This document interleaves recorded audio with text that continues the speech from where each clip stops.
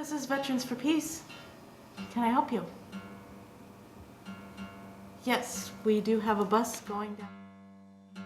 Next thing I knew, I was being called out of formation and told to report back to the office.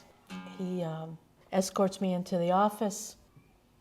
So, and next thing I know, the staff sergeant leans back on his chair and he puts his feet up on the desk and he plays around with his crotch, and he proceeds to invite me for a 3-day weekend out on an island with himself, the first sergeant, and our commanding officer.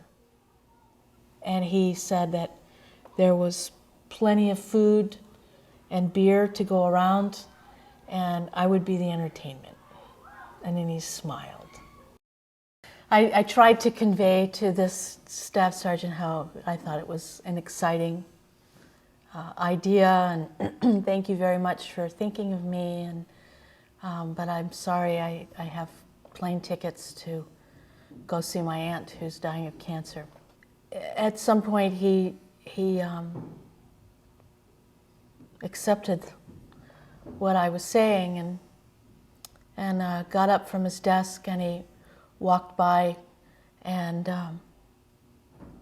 very much so on purpose brushed against me, his arm against my breasts, and went to the door and had his hand on the door, and when I approached for him to open it, he leaned over and he told me that it was my word against his word, that no one would believe me.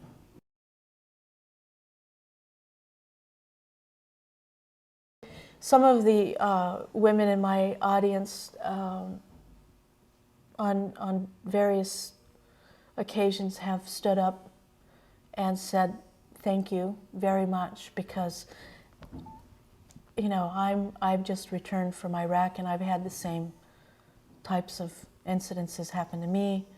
I've had that my story validated many times, and not all of them will stand up, but I've even had military men in the audience who would stand up and say thank you. I know that can't be very easy, and I want you to know that, you know, there are a number of men who are raped and gang raped in the military. Go ahead. I just want to say thank you for coming. What you do is so important in a sea of information that doesn't include your voice.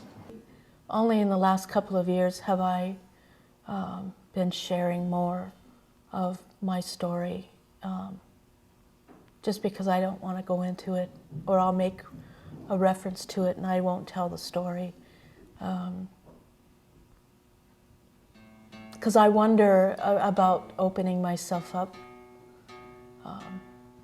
It's not easy.